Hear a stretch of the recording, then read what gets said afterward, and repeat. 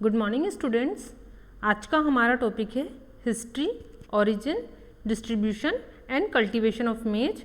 My self Anita Malav, assistant professor, department of botany, JDB government girls college Kota.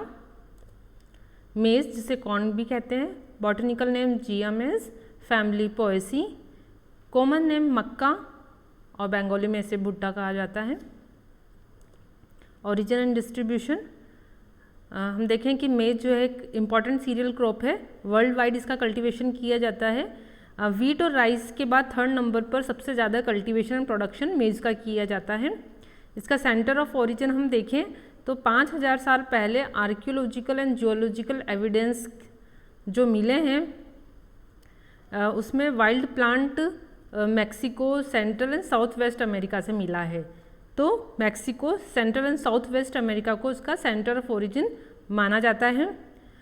हजारों सालों से इसका कल्टीवेशन किया जा रहा है अमेरिका में, और उसके बाद यह अन्य कॉन्टिनेंट्स में, अन्य देशों में यह फैली।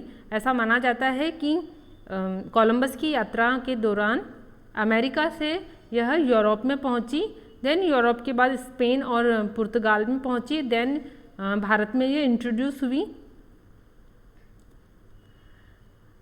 डिस्ट्रीब्यूशन हम देखें तो वर्ल्ड के कई एरिया में इसका प्रोडक्शन किया जाता है। तो सबसे ज़्यादा अमेरिका, मैक्सिको में किया जाता है। तो वर्ल्ड का जो 44% प्रोडक्शन है वो अकेले अमेरिका द्वारा किया जाता है। तो China, South Africa, Argentina, Italy, इन देशों में मेज का प्रोडक्शन किया जा रहा है, कल्टीवेशन किया जा रहा है। वर्ल्ड का अगर हम देखें तो 100 मिलियन हेक्टेयर ऑफ लैंड पर इसकी खेती की जा रही है और इसका प्रोडक्शन है 350 मिलियन टन्स। भारत में हम देखें तो उत्तर प्रदेश, बिहार, पंजाब, हिमाचल प्रदेश, कर्नाटका, राजस्थान, जम्मू कश्मीर, आंध्र प्रदेश में इसकी खेती की जाती है।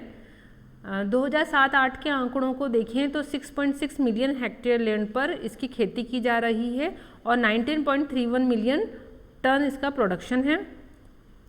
बॉटनिकल कैरेक्टर्स हम देखें तो मेज एक हर्बेशियस प्लांट है। इसकी हाइट 1 से 5 मीटर होती है। जो स्टेम होता है वह यूजुअली अनब्रांच्ड होता है, और या फिर टिलर्स अगर मिलेंगे तो बहुत ही कम टिलर्स इसमें मिलेंगे। जो रूट्स होती हैं वह एडवेंटिशियस फाइब्रस रूट्स होती हैं, और जो नीचे का जो नोड होता है, पर्वसंधि होता है, वहाँ से यह डेवलप होती हैं। लीव्स डिस्टिकस होती हैं, means arranged in alternately in 2 opposite row में होती हैं, और मेम्ब्रेनस लिग्यूल उसमें उपस्थित होता है। मेज का जो प्लांट है वो मोनोइशियस है, अर्थात मेल इन्फ्लोरोसेंस और फीमेल इन्फ्लोरोसेंस एक ही प्लांट पर लगे होते हैं लेकिन अलग अलग होते हैं। मेल इन्फ्लोरोसेंस को टैसल कहते हैं, जो टर्मिनल पोजीशन पे लगा हुआ होता है, और जो फीमेल इन्फ्लोरोसेंस होता है जिसको ईयर और कॉप भी कहा जाता है, वह पत्तियों की एक्सिल्स में लेटरल ब्रांचेस पर उपस्थित होता है। टैसल जो होते हैं वो कॉम्पैक्ट होता है, और इसका इन्फ्लोरेसेंस का टाइप है पैनिकल। तो स्पाइकलेट्स जो होते हैं वो 2 रोज में अरेंज्ड होते हैं, और प्रत्येक स्पाइकलेट्स में एक जोड़ी ग्लूम होता है और 2 इसमें फ्लोरेट्स होते हैं। ईयर या कॉब अगर हम देखें तो यह भी स्पाइकलेट्स का ही बना हुआ होता है, यानी स्पाइक इसका इन्फ्लोरेसेंस होता है। तो जो प्रत्येक स्पाइकलेट होता है वह भी वर्टिकल रोज में उपस्थित होते हैं, और प्रत्येक स्पाइकलेट के अंदर जो 2 फ्लोरेट्स होते हैं, और प्रत्येक फ्लोरेट्स में ग्लूम, पेलिया और एक अंडप होता है जिससे मिलकर फ्लोरेट बनता है।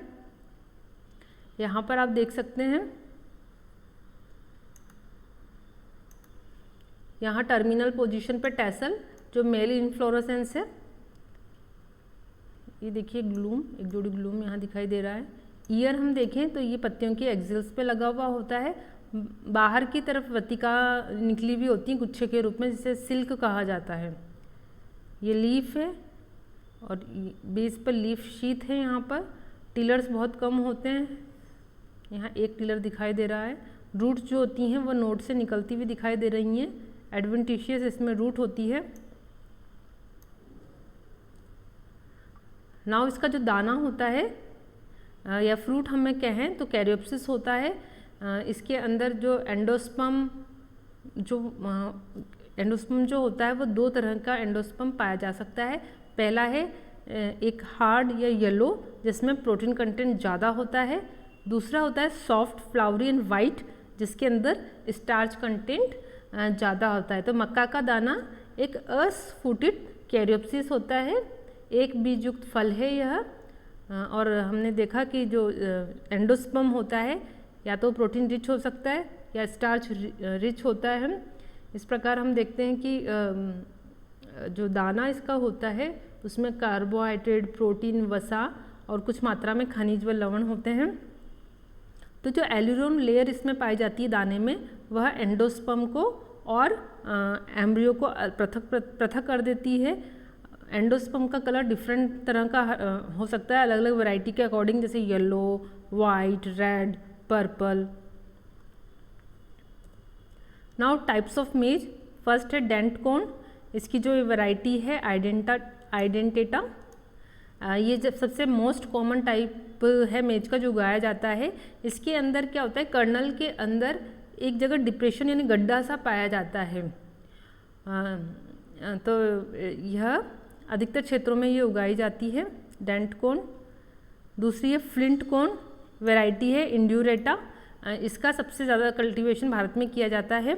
इसके अंदर जो एंडोस्पर्म है वो कैसा है, सॉफ्ट है, स्टार्ची है और आउटर लेयर इसकी जो है हार्ड है।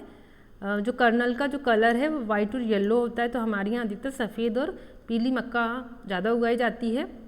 थर्ड है पॉपकॉर्न, वैरायटी एवर्टा। तो पॉपकॉर्न आप नाम से आपको पता होगा कि जो हम पॉपकॉर्न खाते हैं जो उसकी जो वैरायटी है वो एवर्टा है। इसमें क्वालिटी क्या होती है कि इसका दाना तो छोटा होता है, लेकिन जैसे इसको गर्म किया जाता है तो ये फूल जाता है। तो हम पॉपकॉर्न्स को खाने में लेते हैं और कन्फेक्शनरी में भी इसका इस्तेमाल किया जाता है। फोर्थ टाइप ऑफ मेज है फ्लावर कॉर्न, इसकी वैरायटी है एमाइलेसिया। इसके एंडोस्पर्म जो होता है वो सॉफ्ट होता है। जो कलर इसका कर्नल का होता है वह वाइट ब्लू हो सकता है और यह यूएसए और साउथ अफ्रीका में उगाया जाता है। स्वीट कॉर्न, इसकी वैरायटी है सेकेरेटा। इसके अंदर जो एंडोस्पर्म होता है वह शुगर और स्टार्च कंटेंट उसमें रिच होता है, इसलिए ये मीठा लगता है, उसको बॉईल करके खाया जाता है। 6 है पॉडकॉर्न, इसकी वैरायटी है ट्यूनिकाटा और यह किस्म जो है सबसे आधे किस्म है और अन्य किस्मों की उत्पत्ति इससे हुई है। इस किस्म में प्रत्येक दाना भूसे से ढका हुआ रहता है यानी सफेद से ढका हुआ होता है और ये सबसे प्राचीन या कहें आधे किस्म है। ज़्यादा इम्पोर्टेंस इसकी नहीं है, केवल अध्ययन के लिए इसका उपयोग किया जाता है। वैक्सीकॉर्न, वैरायटी है सेरेटिना। और जब हम इसका देखते हैं कि एंडोस्पर्म जो होता है वह मोमयुक्त वैक्सी होता है, तो इसका उपयोग अधिकतर एडेसिव में किया जाता है। नाउ मेज कल्टीवेशन। तो जो मेज है यह सब ट्रॉपिकल क्रॉप है। इसके लिए जो टेम्परेचर हमें चाहिए वह 21 से 27 डिग्री चाहिए और एनुअल रेनफॉल 60 to 120 सेंटीमीटर चाहिए होता है। सबसे पहले हम खेत की जुताई करते हैं, अच्छे से प्लाउ कर लेते हैं और उसके बाद हम उस खेत के अंदर मैन्योर का यूज़ करते हैं। तो दोनों तरह के प्राकृतिक खाद और आर्टिफिशियल जो फर्टिलाइजर्स हैं जैसे NPK उसका यूज़ किया जाता है। तो मेज़ जो है हमारे देश में खरीफ की फसल है, जून जुलाई में यह बोई जाती है। सन लविंग क्रॉप होती है, इसको पूरे सीज़न में अच्छी सनशाइन चाहिए होती है और जो ये क्रॉप होती है कैन नॉट टॉलरेट फ्रोस्ट, तो फ्रोस्ट को सहन नहीं कर पाती है। तो इस प्रकार हम देखते हैं कि खेती के लिए कितना टेम्परेचर चाहिए, कितनी रेनफॉल चाहिए। नाउ जब फील्ड एकदम तैयार हो जाता है तो ब्रॉडकास्टिंग या डिबलिंग मेथड के द्वारा हम बीज की बुआई करते हैं। ब्रॉडकास्टिंग मेथड जो होता है उसमें तो दानों को छिड़क दिया जाता है और डिबलिंग मेथड के अंदर डिबलर एक इंस्ट्रूमेंट होता है जो कॉनिकल शेप का होता है, उसको यूज़ किया जाता है जो बराबर दूरी पर गड्ढे कर देता है। इस प्रकार हम देखते हैं कि नेक्स्ट हमारा आता है इरिगेशन। तो इरिगेशन 10-15 दिन के अंदर में इरिगेशन इसको चाहिए होता है। फ्लावरिंग स्टेज में भी इसको इरिगेशन चाहिए होता है, लेकिन जब हम इरिगेशन करते हैं तो ऐसा वाटर लॉस स्टेज नहीं होनी चाहिए कि पानी भर जाए। The crop matures in about 140 days, और हम ये देखते हैं कि जो हाइब्रिड वेराइटीज़ होती हैं वह मैच्योर होने में कम समय लेती हैं। जब फसल बिल्कुल तैयार हो जाती है तो कैसे पता लगता है कि तैयार हो गई, तो जो कोप्स होते हैं, जो ईयर है, उसकी जो शीत, जो हम स्पेथ देखते हैं भूसा, वो ब्राउन हो जाता है और ग्रेन हार्ड हो जाते हैं। उसके बाद उसकी हार्वेस्टिंग कर ली जाती है और दाने के अंदर आर्द्रता 15 से 20% ही रह जानी चाहिए। उसके बाद संग्रहण और भंडारण किया जाता है। कुछ इम्पॉर्टेंट इम्प्रूव्ड वैरायटीज़ हैं, तो जो इम्प्रूव्ड वैरायटीज़ हैं उनमें क्या क्या क्वालिटीज़ होनी चाहिए? हाई यील्ड होना चाहिए, लोजिंग रेजिस्टेंस होना चाहिए, डिजीज़ रेजिस्टेंस या इंसेक्ट रेजिस्टेंस होना चाहिए और न्यूट्रिएंट कंटेंट हाई होना चाहिए। तो यहाँ पर कुछ वैरायटीज़ हैं, जैसे DKI-1, Ganga 5, Ganga 101, high starch वाली वैरायटी है यह, एम्बर, शक्ति।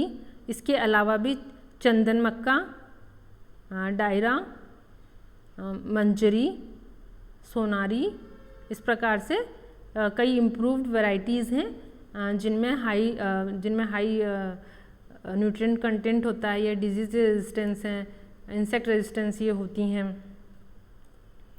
नाउ यूजेस, हम देखते हैं कि फूड के रूप में तो इसका इस्तेमाल किया ही जाता है। इसके अलावा जो कैटल्स होते हैं उनके जो चारा होता है उसके रूप में भी इसका इस्तेमाल किया जाता है। इंडस्ट्रीज़ में इसका उपयोग किया जाता है। तो ग्रेन्स जो होते हैं हमने देखा कि उसमें हाई कार्बोहाइड्रेट, फैट, प्रोटीन्स होते हैं, तो ये स्वास्थ्य के लिए काफ़ी लाभदायक है। मक्के का जो दाना होता है उसको पीसकर हम उसका आटा बनाते हैं और उससे चपातीज़ बनाई जाती हैं, बट ग्लूटिन कम होने के कारण इसमें इलास्टिक प्रॉपर्टी कम होती है।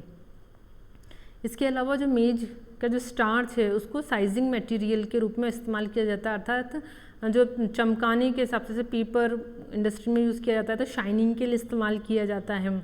इसके अलावा पुडिंग मेकिंग, सैलड ड्रेसिंग या कन्फेक्शंस में मिठाई बनाने में भी इसका उपयोग किया जाता है। इसके अलावा कॉस्मेटिक्स में इसका इस्तेमाल किया जा रहा है। कॉर्न सिरप इससे बनाया जाता है, कॉर्न शुगर का यूज़ बनाया जाता है। इसके अलावा कॉर्न ऑयल जो होता है, मेज ऑयल, कैसा ऑयल है ये? सेमी ड्राइंग ऑयल है। तो obtained from dried germs of maize is used as a salad dressing and for cooking में भी इसका इस्तेमाल किया जाता है।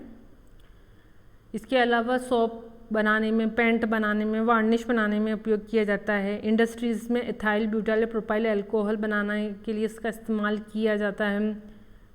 इसके अलावा जो मक्के का जो हस्क होता है उसको मैटिंग, हेड्स या फिलिंग ऑफ मैट्रेसेस, गद्दों में भरने फिलिंग के लिए इस्तेमाल किया जाता है। जो फसल कटाई के बाद जो स्टॉक और लीव्स बचते हैं उसको पेपर मेकिंग में, पेपर बोर्ड बनाने में या वॉल बोर्ड बनाने में इस्तेमाल किया जाता है। कुछ डिजीज़ हम यहाँ पर देखते हैं जो मक्के में होती हैं। नॉर्दर्न कॉर्न लीफ ब्लाइट, इसका जो कोजल ऑर्गेनिज्म एक फंगस है, हेलमिंथोस्पोरियम टर्सिकम, और इसके सिम्टम्स हम देखें तो आप यहाँ देख सकते हैं कि कैसे बड़े बड़े से लेसन्स आपको यहाँ पर दिखाई दे रहे हैं। ये यहाँ पर देखिए डेवलपिंग लेसन्स आपको यहाँ दिखाई दे रहे हैं, लंबे लंबे से ग्रेश ग्रीन या टैन कलर के होते हैं। तो इससे क्या होता है, ये ऊपर ये पत्ती की ऊपरी और निचली दोनों सतह पर होती है। इससे प्लांट की जो डेथ हो जाती है, डेथ एंड डीके हो जाता है। इसका मैनेजमेंट के लिए हम क्या करते हैं कि अच्छी जो वैरायटी है, हाइब्रिड वैरायटी, वो यूज़ करते हैं। इसके अलावा फंजीसाइड्स का स्प्रे करते हैं, जैसे अबेकस, एमिस्टार, ब्रेवो, जूट एंड स्कोर, ये सब स्प्रे किया जाता है। इसके अलावा भी जो क्रॉप रोटेशन किया जाना चाहिए। दूसरा, खेत की जब हम प्लाउ करते हैं, जुताई करते हैं, तो अच्छे से क्लीनिंग की जानी चाहिए ताकि कोई पुराना या कोई ऐसा डिजीज़ वाला कोई तिनका या घास फूस ना रह जाए, तो अच्छे से क्लीन किया जाना चाहिए फील्ड को। सेकंड है कॉमन रस्ट, इसका कॉजल ऑर्गेनिज्म में फंगस, पक्सीनिया, सोरगाई। सिम्टम्स हम देखें, आपको दिखाई दे रहे हैं कि लीफ पर कैसे ब्रिक रेड पस्ट्यूल्स दिखाई दे रहे हैं। ये अपर और लोअर लीफ सरफेस दोनों पर ये पस्ट्यूल्स उत्पन्न हो जाते हैं और इससे क्या होता है कि लीफ जो होती है रप्चर हो जाता है और प्लांट की डेथ हो जाती है और डिके हो जाता है। मैनेजमेंट के लिए भी यही हाइब्रिड वैरायटीज़ हम यूज़ करते हैं, फंजीसाइड्स का हम स्प्रे करते हैं। नाउ कॉमन स्मट और बॉयल स्मट, इसका कोजल ऑर्गेनिज्म एक फंगस है अस्टिलेगोम मेडिस। इसमें क्या होता है जो कर्नल्स होते हैं उनकी जगह गोल्स डेवलप हो जाते हैं। ये आप देखो ब्लैक ब्लैक कर्नल्स के अंदर ब्लैक गोल्स डेवलप हो गए हैं यहाँ पर। नाउ मैनेजमेंट और कंट्रोल के लिए क्या किया जाएगा, एक तो को टॉलरेंट हाइब्रिड स्पीशीज़ का यूज़ करना चाहिए। दूसरा कल्टीवेशन के समय हमें स्प्रे किया जाता है फंजीसाइड्स का और भूमि के अंदर मतलब फील्ड के अंदर अच्छा वेल बैलेंस फर्टिलिटी मतलब फर्टिलाइजर्स का यूज़ किया जाता है। अगर शुरू में कहीं पर गोल्स वाला कोई कोब या ईयर आपको दिखता है तो उसको हम रिमूव कर लेते हैं शुरू में ही। नाउ फाइजोडर्मा ब्राउन स्पॉट, इसमें आप ये देख सकते हैं कि लीफ के ऊपर ब्राउन स्पॉट्स दिखाई दे रहे हैं। इसका कॉजल ऑर्गेनिज्म एक फंगस है फाइजोडर्मा मेडिस। इसमें लंबे लंबे लेसन्स आपको येलोइश लेसन्स दिखाई दे रहे हैं और कई बार ये स्टॉक पर भी दिखाई देते हैं। इस प्रकार से समटाइम्स ये टैसल्स पर, ईयर हस्क पर यानी ईयर के जो स्पेथ है उस पर दिखाई देते हैं। इससे प्लांट की डेथ और डिके हो जाता है। इसमें भी हाई यील्डिंग वैरायटी यूज़ की जाती है और इसके अलावा हम फंजीसाइड्स का स्प्रे करते हैं। जब शुरू में ही अगर ऐसे लेसन्स दिखाई देने लगते हैं तो शुरू में ही स्प्रे कर दिया जाता है। नाउ बैक्टीरियल स्टॉक रूट, यह एक बैक्टीरिया द्वारा होने वाली डिजीज़ है। इर्विनिया स्पीशीज़ जो है इसका कॉजल ऑर्गेनिज्म है। सिम्टम्स हम देखें तो आप यहाँ देखो कि नोड के दर से पूरा एक गल चुका है, रोट यानी सड़ जाना। तो हम देखते हैं कि नोड्स और नोड्स पर आप यहाँ देखिए पर संधि पर पूरा का पूरा वहाँ से गल चुका है।